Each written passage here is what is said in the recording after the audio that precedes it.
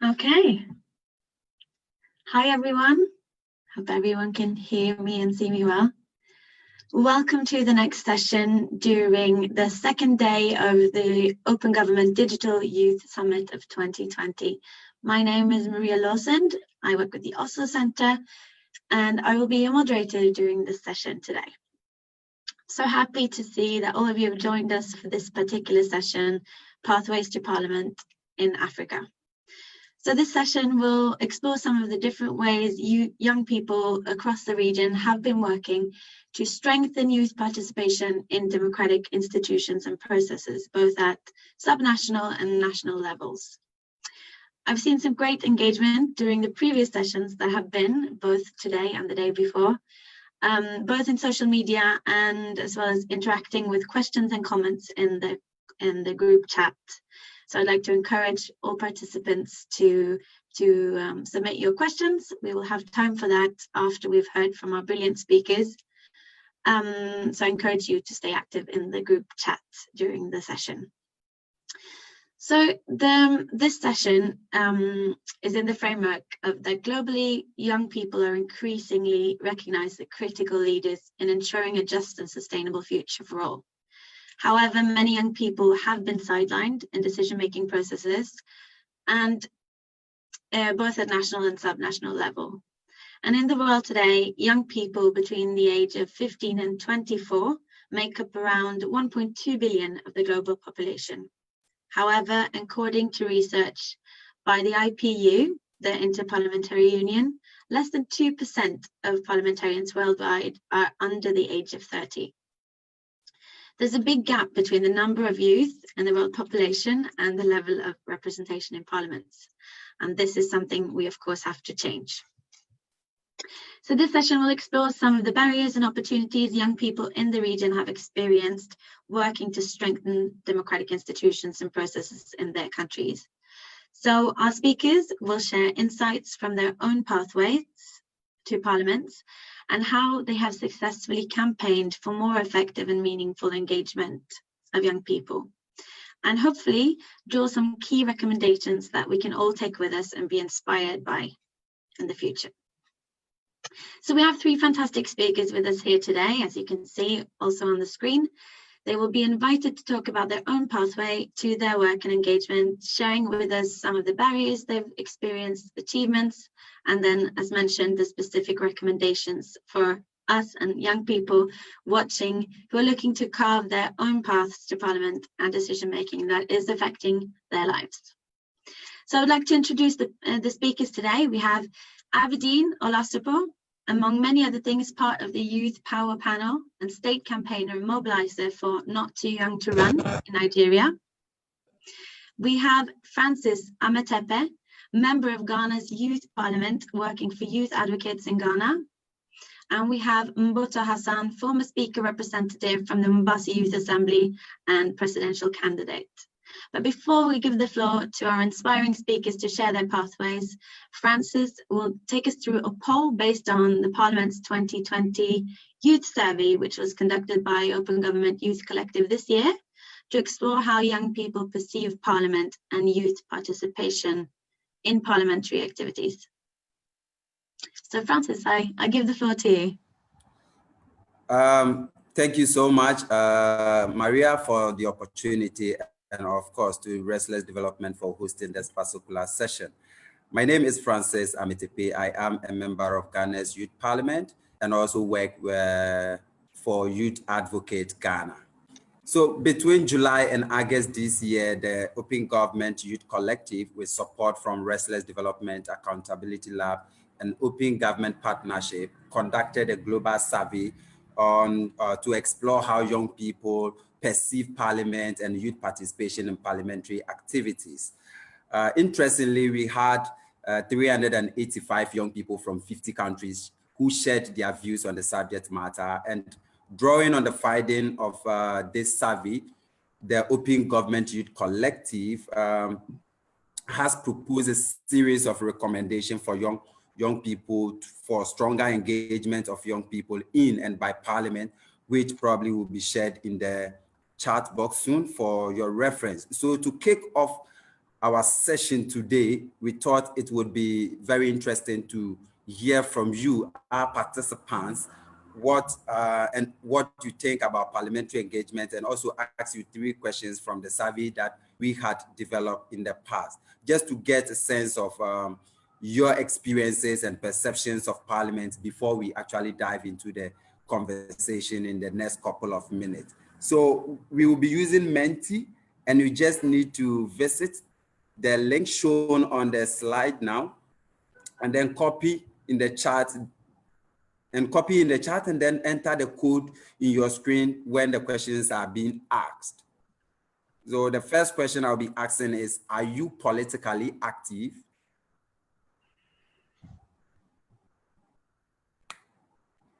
Interesting. So we have a chunk of our followers here right now saying that, yes, I am a social activist. The highest is actually, yes, I am a social activist. And we had nobody saying that. Okay, it keeps rising. So let's give a few minutes. I see. 2 people are saying that, yes, I am a member of a political party or movement. 6 people are saying that, yes, I am a social activist. And 0, we had nobody who opted that they are not actively engaged in politics. And 1 person says, no, I am not politically active. So this is just a reflection of what we actually saw in the main survey that we conducted, that a chunk of young people actually express high interest in political inclusion, or they have high political participation and activity. Yes, so it keeps rising. So maybe we can proceed because we have a very short time frame to also work in. My next question is,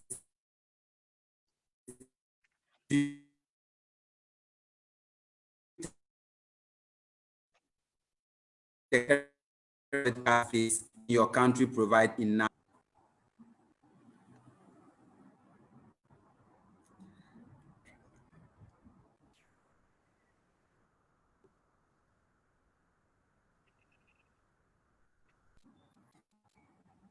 I see. So you realize that we are having 5 people responding that no, the current political space in our country doesn't really provide enough space for young people. Yes, we have 2 people are saying maybe, and then 2 people are saying yes, at least the spaces are provided. But you could see from this survey that a lot of people are responding no, no, no, no to the subject, to the question. What this means is that, I mean, there are a lot of people out there who are actually not being included in political spaces, or a lot of spaces are not even created for young people to be actively engaged in politics. So it's a huge gap, it's a problem, it's a challenge that we are facing.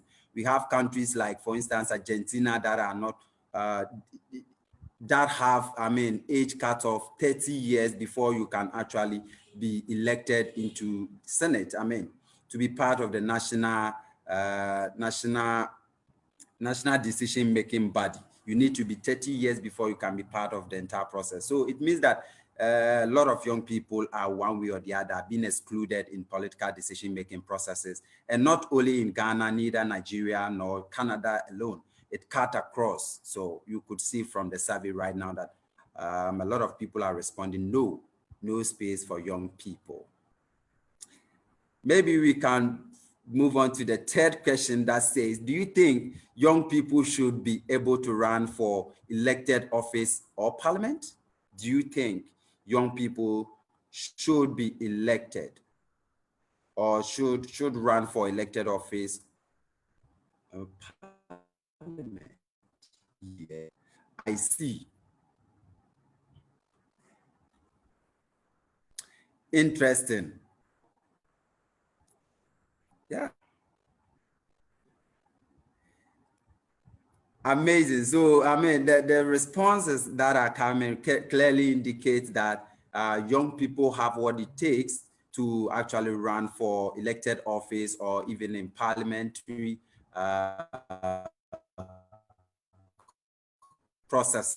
A month or two ago, we had 80% of our respondents who strongly indicated that young people should be allowed to run for elected offices and be part of parliamentary activism or parliamentary activity. So this is just a reflection of what we saw in our survey that was conducted. You can, in the next few seconds, just reflect on yourself from the three questions that we asked. First, we asked whether young people are, first we asked whether you are politically active, where the highest was yes. I mean, a lot of you showed interest that you are politically active, you have that kind of interest. And then we came to the second question, which also asked that whether do you think the current political space in your country provide enough space for young people? And of course, the response that came out clearly indicate that a lot of people don't have what it takes for that purpose. Yes, so we are going to be unpacking some of these issues more during the discussion today. As we hear from young people on their own pathway to parliament, they'll be sharing what they have been doing, what kind of change they have caused in their activism journey and all that in the next few minutes. So back to you, Maria. Thank you. Thank you so much, Francis, for giving us some insight in the important research conducted. And you can probably all see the recommendations and call to action from the survey that these questions are based on can be found online, and the link is in the comment section. So I know many have been looking forward to hearing our speakers share their stories today. So without further ado, I will now give the floor to our first speaker today, Aberdeen. Please, I invite you to share your story and your pathway with us today. All right. Thank you very much, Maria. I sincerely appreciate you. Olasoko Aberdeen is my name. I am from Nigeria, and I want to sincerely appreciate Rexless Development and other partners for giving it fit to hold this session. I want to sincerely appreciate my colleague Francis as well for handling the Mentimeter. I was a frontliner for the Not Too Young to Run campaign in Nigeria. The Not Too Young to Run campaign aims to reduce age to contest for political posts. And the rationale behind that bill was because we discovered that more than 50% of the Nigerian population are young persons. And if democracy is all about involvement, is all about engagement, is all about collaboration, then we are of the opinion that those who contribute to larger population to the INEC registered voters should not be edged out of those who decide to contest for political posts. This was tried in 2008, but couldn't see the light of the day. So we later had to try under the incumbent administration. There were a whole lot of challenges because same young people that we are advocating for, they're also having problem with that young people. What I mean by this is that there is always a counter narrative. There are some young people who are a disgrace to the younger population themselves. So what we have to do is to curate profile and CV of those young Nigerians who have been making meaningful contribution on their own personal capacity in the area of governance, in the area of development, in the area of business and academics. So they form the baseline for us to really push for the bill. And part of the challenges we had is the insincerity of the parliament as well. We later discovered that at the level of the zonal area and constitution review, the bill was stepped down. But the reason why we are able to get back on track was because we have been actively engaging different parliamentarians across different constituencies, using the data available for us and collaborating and activating what we call the Office of the Citizen in Nigeria, which is the highest office in the land. So we built the capacity of our campaigners to really let them know reason why we are advocating for this and the end result of it, like doing a SWOT analysis of the do's and don'ts of the Not Too Young to Run campaign. Another thing that worked for us is organizing, right from the grassroots to market women to traditional ruler and religious leader. We ensure that they key into the Not Too Young to Run campaign and make them see reason why the campaign is needed now, immediately. Partnership.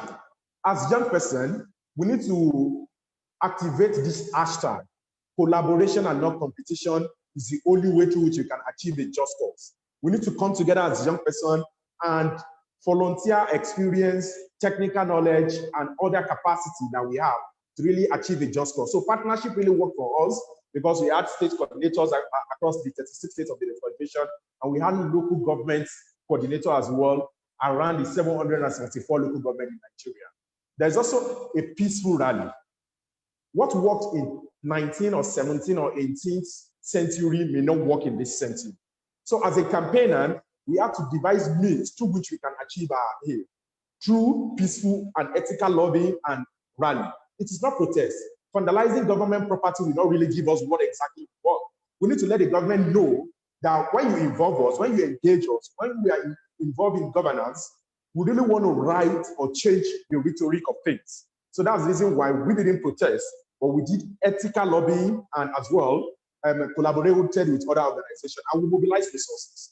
Part of the resources that we got was the support from the United Nations, the European Union, the African Union, and other organizations.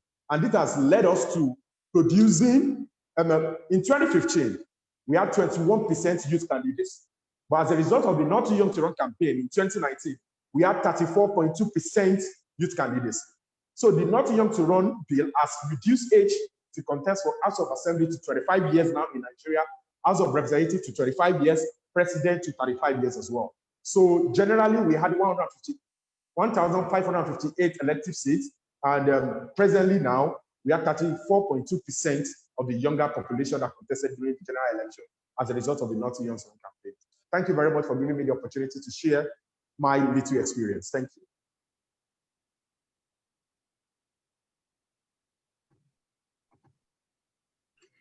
Thank you very much, Aberdeen, for sharing your story and giving us some of the important aspects that you found on your pathway.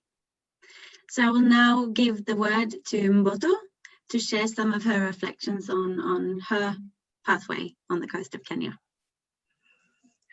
Hello, everyone. Hoping everyone is okay. Thank you all for giving me this opportunity to talk to my peers in a more global concept. So my name is Moto Hassan. I'm a youth and community advocate with Mombasa Youth Assembly. And I have been a cabinet secretary for the past 6 years. And in my real strength is the ability to be able to mobilize youth in taking active space in driving peaceful democratic change in the society. So at Mombasa Youth Assembly, we initiate on policy touching. So basically what we do, everything through a consultative process, which is using dialogue and parliamentary sessions. And our model uses all 4 principles of democracy, which is inclusivity and making sure that there's transparency and of course accountability. But as young people, I think the biggest thing that we have to do is to be able to look out for each other. And the way we do that is when we're talking about coming together to maybe pass a bill, pass a policy, what we need to be able to understand is we need to simplify the language. Before the politicians or before the duty bearers that come in with the self-interest, there is a need for us to be able to simplify that language. The legal jargons, the too many information that maybe can be in a document that can say this is what we need and the community just passes it. It's important for us to first simplify it when we go and talk about it to the youth and to the community, for them to understand what are they agreeing to. Is this policy working out for them? So in our campaign, mostly what we try to do is try and make sure we mobilize enough youth, the sober youth in the community, either in public participation forums, which are the biggest key influence when it comes to making policies and making development changes in our communities or in our country. But it's policies. The most important thing is for us to be able to come together to mobilize this sober youth. You know, in a public participation where people are being mobilized in terms of political alignment, we make sure we mobilize enough sober youth for them to come and say, this budgetary process, or in this budget of this coming year, we need 1, 2, 3, and 4, 5, which is the most important thing for us. So in Mombasa Youth Assembly, when it comes to our major campaign in trying to get youth involved in every aspect of their community, what we try to do, we collaborate. Not only collaborate in every factor of the way, we become more proactive and not reactive in any solutions that we try to do. So when we come together, we mobilize these people in order for them to give that sober thinking in trying to analyze that specific policy touching. So we try to simplify the language in that manner so that we can understand what we are agreeing to, and we also complement. We try to come up with a policy framework. You know, for a policy to be able to be implemented fully, we need to be able to try and say, we can be able to help in coming up with a framework that can be able to help in implementation of this. So in an example of what we try to do for a public participation bill that was being passed in the county of Kilifi, what we tried to do, we found a structural gap that that means that there was a need, there was no youth representation in that gap, in that structural public participation bill. So what we did, we made a policy framework, which is a document that will help in able to implement this policy so that everyone, every person in the community can be able to be helped, can be able to come in and can be able to understand in relation to what they're agreeing to with this public participation bill that was going to be passed in Parliament. And of course, when it comes to trying and doing everything together, we make sure we tell everyone we are here to complement what the government is trying to do. And the most important thing is to be able to come together and make understand we are not the enemy here. What we are trying to do is just tell you that we are coming in to share with you what we feel like this is not working for us as the youth, because we are in a structure, a more formal structure that can be able to have a consultative voice together that can be able to give us that input that is needed from the community. So our campaigns are generally in what policy issues that are involving the youth that are involved with the help of so many partners that we are engaging with, International Public Institute, with Oslo Center. We try and make sure that we get people involved in all the policy touching areas. We make sure that we do collaboration with duty bearers, because we invite them from the grassroots level in our youth barazas, in all the parliamentary sessions that we do, which is the whole MYA model concept. It's about starting the democracy from the ground level to the up level of Parliament. We start with the grassroots level or the youth in the community, a consultative voice, way through up to the structure of our national government or our sub-national county level assembly for that matter. Thank you, Thank Moto, you so much for that time. Thank you so much. Thank you for your inspiring words, Moto. We're very happy. We will have some questions as well to hear more from you. I will now give the word back to Francis to share his pathway and important work with us.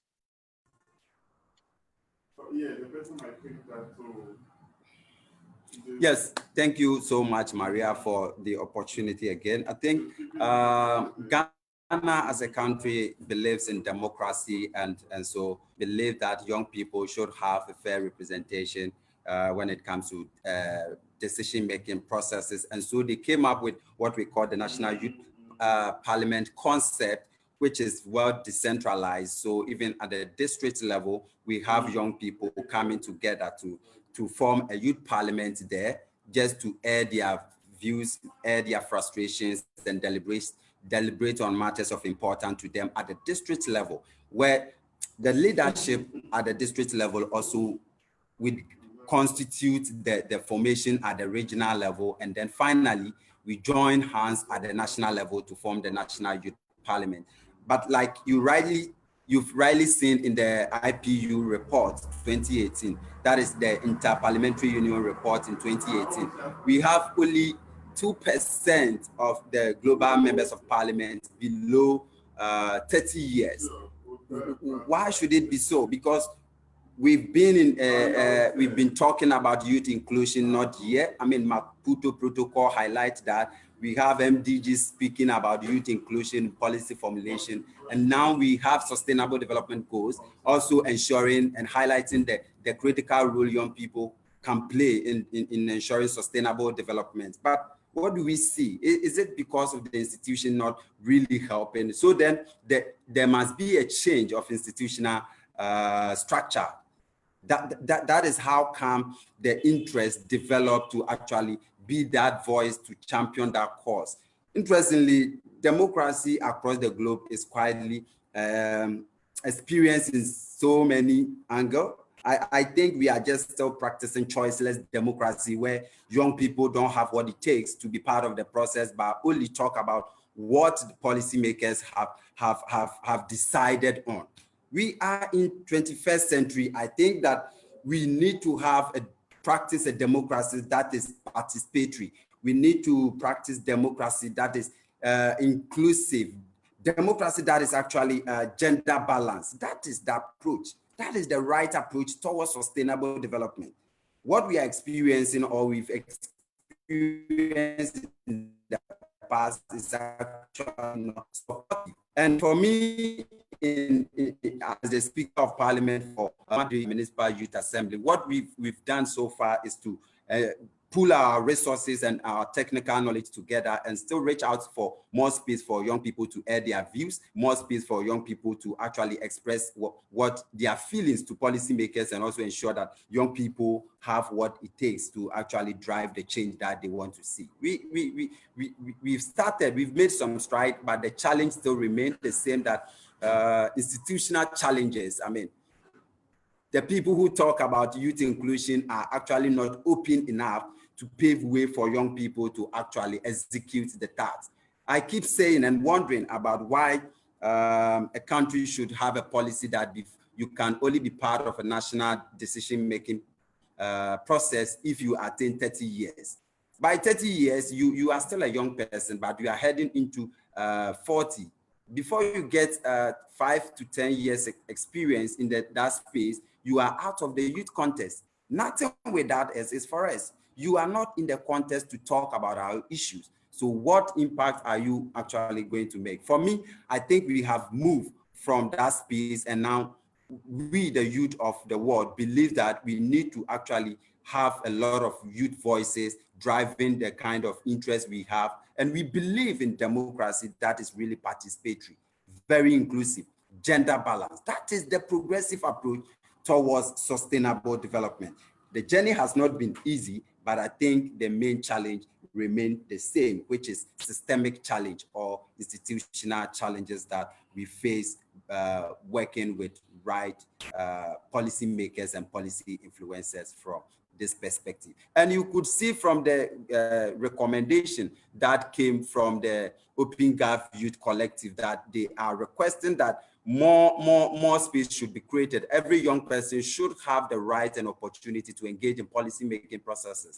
I mean, women are being sidelined right at the grassroots level. How can we have a lot of women being part of the entire process? So this is the journey so far, and I think it's nice to also tell my fellow young people to also approach the process in a professional manner. Yes, thank you. Thank you so much, Francis. So thank you all three for sharing your inspiration and motivation.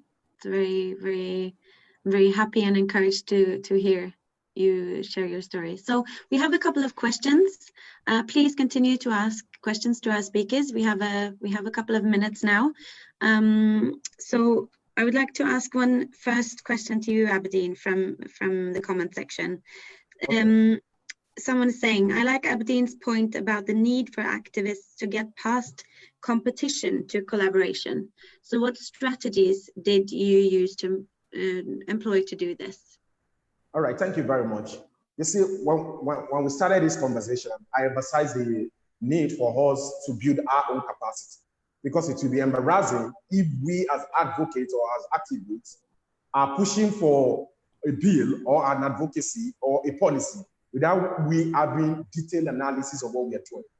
At the integral part of the Not Too Young to Run campaign, we leverage on data and technology to really make that advocacy easier.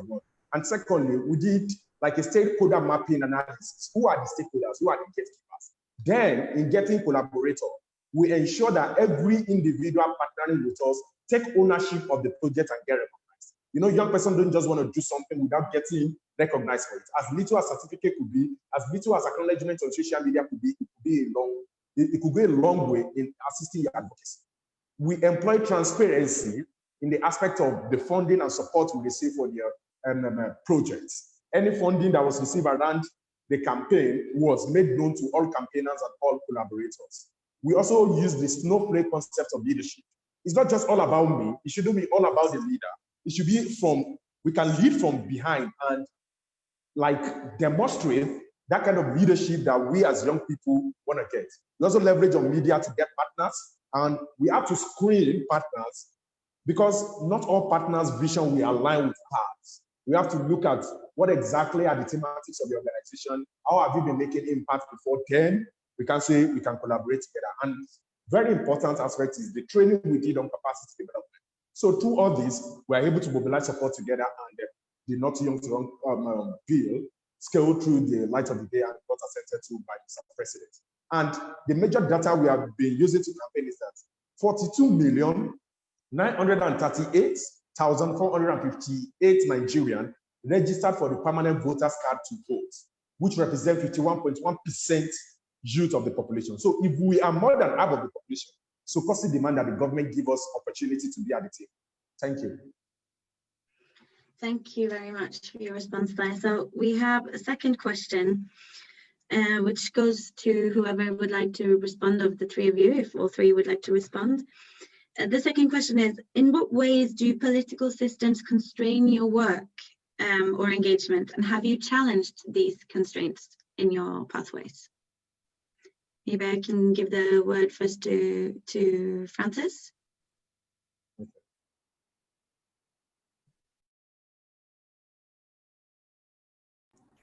Aberdeen, Moto. Hello. Yes, Francis? I'm happy to take the question. Francis, okay, are you Francis, there? go ahead, please. Go ahead, Francis. Yes, so if I get your question right, what are some of the challenges that constrain young people from entering into political space, right? Yes, and how have you challenged these? Good. One key challenge that confront young people is money. You know, it requires a lot of investment to actually enter into politics, because your campaign processes all require a huge investment where you need to lobby people, you need to mobilize people, you need to bring a lot of people. So the monetization system is one of the key challenges that confronts young people for actually not participating in the process, because huge money is required to even contest for political positions. And then secondly, they keep restricting young people that they don't have the required experience to be part of the process. I really don't think we need extra experience to be part of the process. What we need is to be part of the process, and then they can nurture us, and they can build us, they can train us, they can empower us to learn and also be part of the entire process. So it doesn't take extra experience to be part of the process. Thank you. I'm happy to contribute in a few seconds. So one of the major challenges in Nigeria is the electoral law in Nigeria. The electoral law was done in such a way that will not really give opportunity for young person with profile and capacity. So that's why presently now we are campaigning to fix elections with the hashtag #FixElectionsNG. and review and assent to the electoral law. The electoral law will give opportunity for young persons to be able to contest without really having millions and thousands of dollars or naira. So at the integral core of our campaign presently now is to review electoral law and fix elections. Thank you. Thank you, Aberdeen. Thank you, Francis. Mboto, would you like to add something?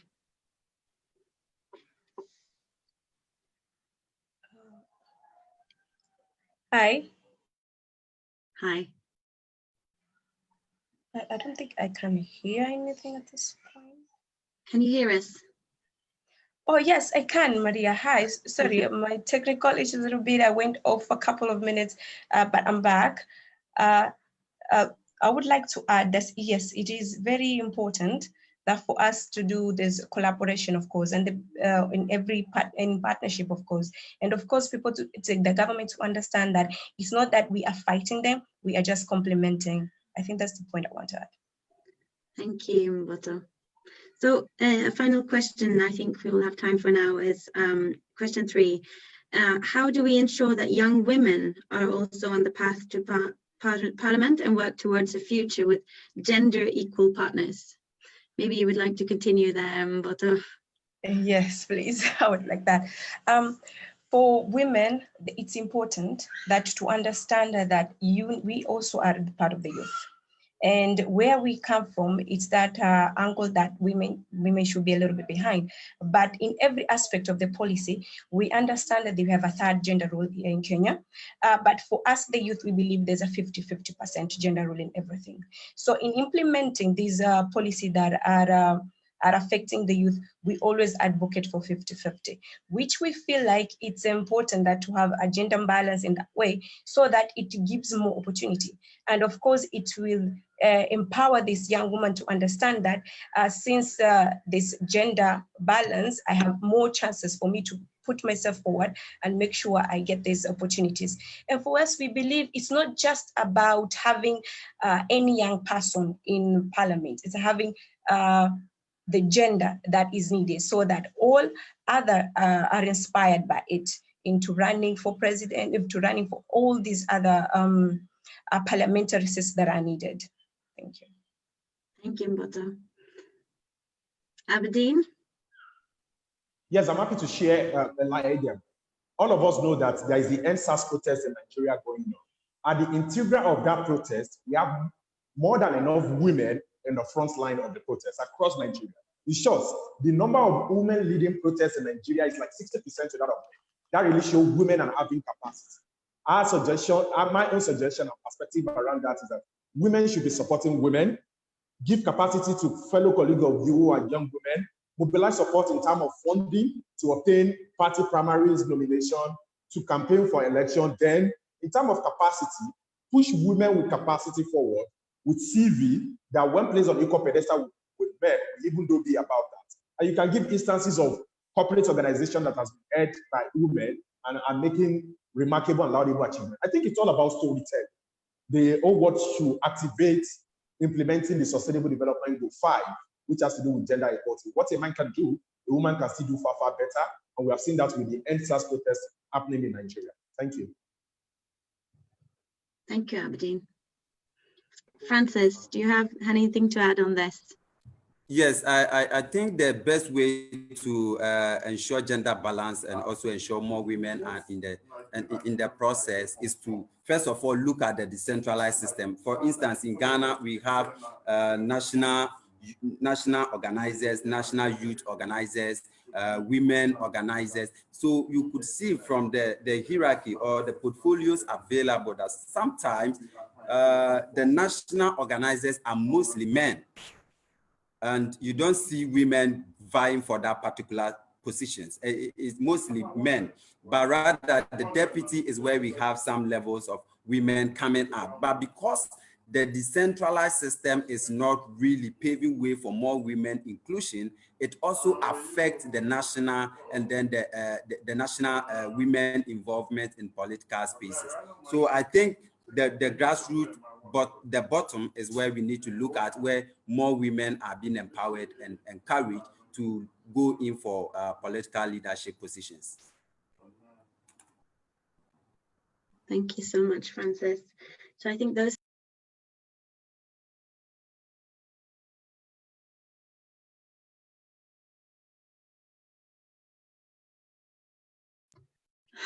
sorry, I hope you can hear me now. So thank you very much for sharing some of your insight to all three of you. We're getting closer to the end of this session. So I would like to ask all three of you to provide us with one final sentence with your main recommendations for all of us joining in on this session today who would like to possibly carve out their own pathway to Parliament and continue their engagement across the world. What would be your main recommendations for all of us here today? Could I ask you, Francis, to start?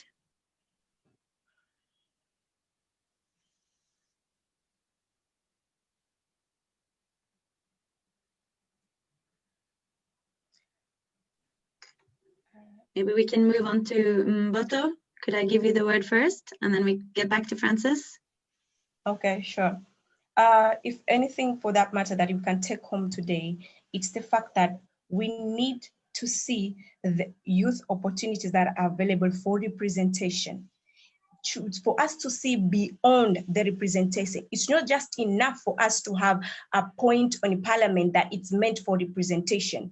It's more than that. Let's go beyond just having a point of representation. Let's go beyond and be at the table where all the decisions are made, because the first and foremost, to be in the youth representative in Parliament, that means you represent people, but that's not enough.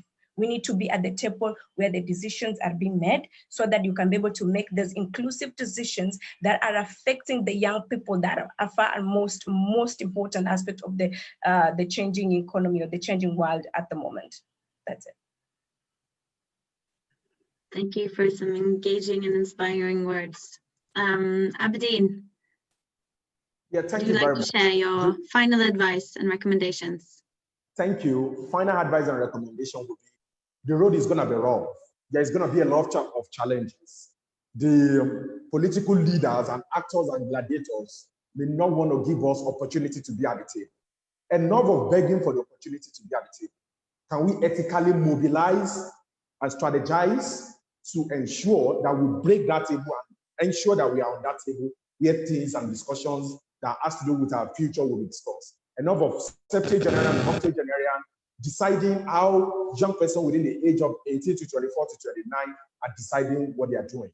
Go and get that capacity, go and mobilize that resources, go and collaborate together, break the table, let's rearrange the table and ensure we are on that table when issues around youth development, policy making, and good governance is being discussed. Thank you.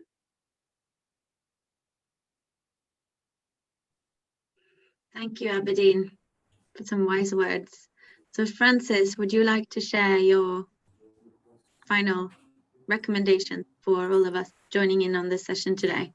Yes, my final recommendation to all of us joining us is that one, there should be more investment in youth-led organizations and networks that support participation of young people in accountability and advocacy initiatives at the national level, at the global level, and then at the local level, to ensure that policies are effectively implemented and young people are made aware of their rights. That would be my first recommendation. And then my second recommendation will be that there should be that kind of establishment, or there should be a system that will strengthen parliamentary online system where and processes to engage the creation of safe and inclusive spaces for young people to access information and input in their ideas and priorities.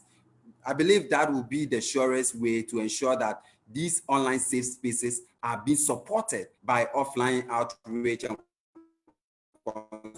consultation to they have diversity of ideas of young people, voices being part of national implementation policies and then formation of national policies.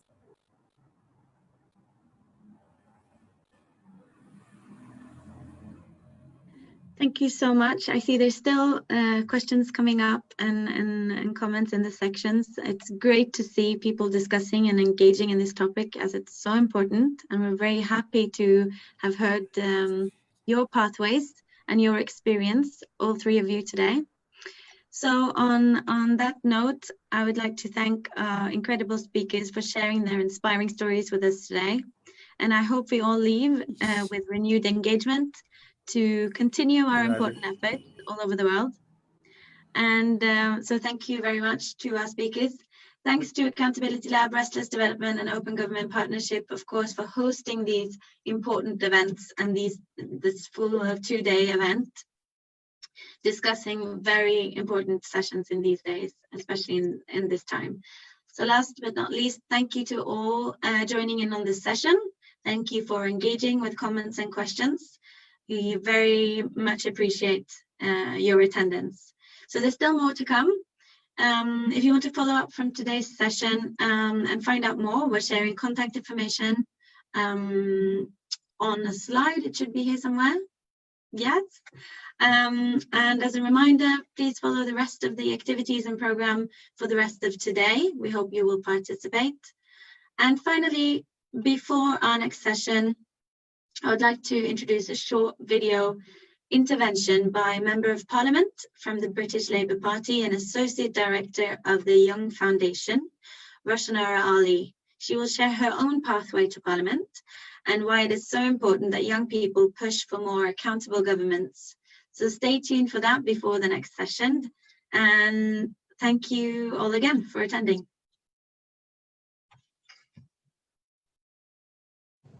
Hello, my name is Roshanara Ali. I'm the Member of Parliament for Bethnal Green and Bow in London in the United Kingdom.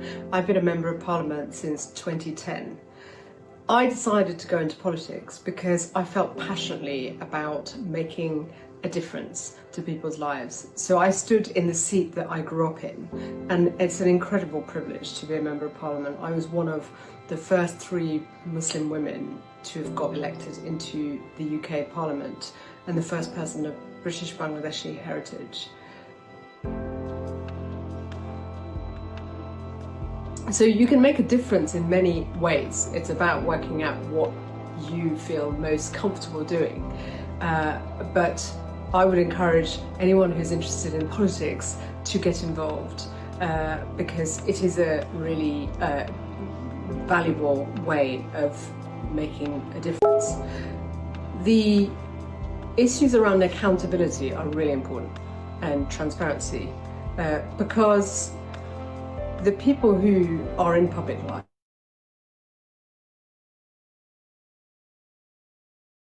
are those who elect them.